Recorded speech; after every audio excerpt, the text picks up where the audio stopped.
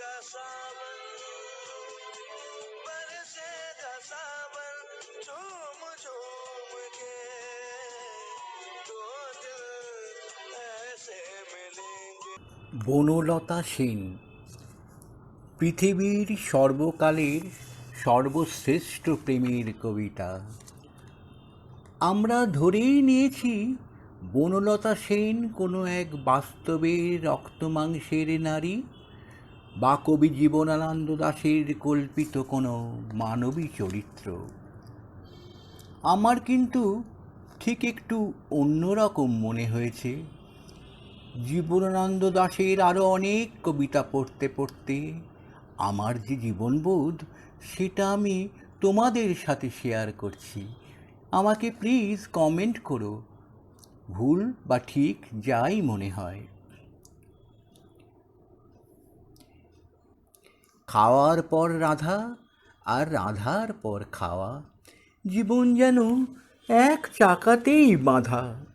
আমরা সাধারণ মানুষ দৈনন্দিন জীবনের এই টানাপোড়েনে চলতে চলতে বড় ভীষণ বিধ্বস্ত, ক্লান্ত হয়ে পড়ি। ঠিক তখনই দুদণ্ড শান্তি পাওয়া যায় যেখানে এসে, তার নাম বনলতা সেন।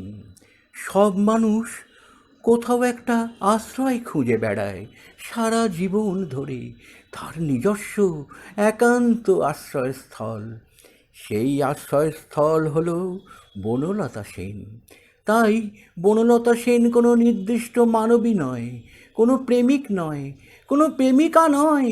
প্রতিটি মানুষ, প্রতিটি হৃদয়, যে মনের জন্য দীর্ঘদিন ধরে পথ হেঁটে চলেছে, অন্বেষণ করে, খুঁজে চলে সেই পরম খোঁজ, সেই পরম আশ্রয়স্থলের নাম বনলতা সেন।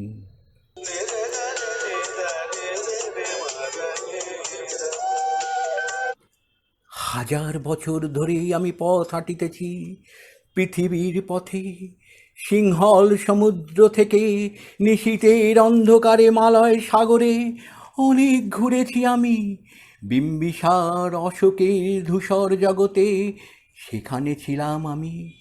আরো দূর অন্ধকারে বিদর্ভ নগরে আমি ক্লান্ত প্রাণ এক, চারিদিকে জীবনের সমুদ্র সপেন।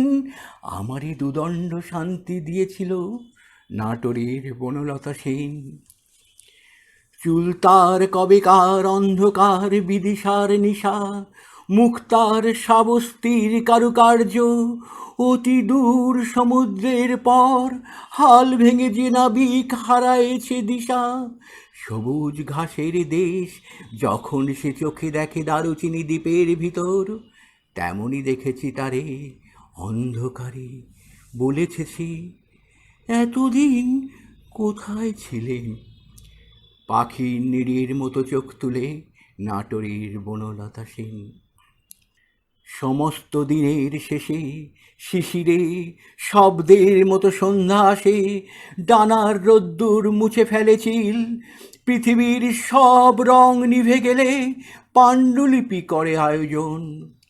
তখন গল্পের তরে জোনাকি রঙে ঝিলমিল, সব পাখি ঘরে আসে, সব নদী ফুরায় জীবনে সব লেনদেন। থাকে শুধু অন্ধকার মুখোমুখি বসিবার বনলতা সেন।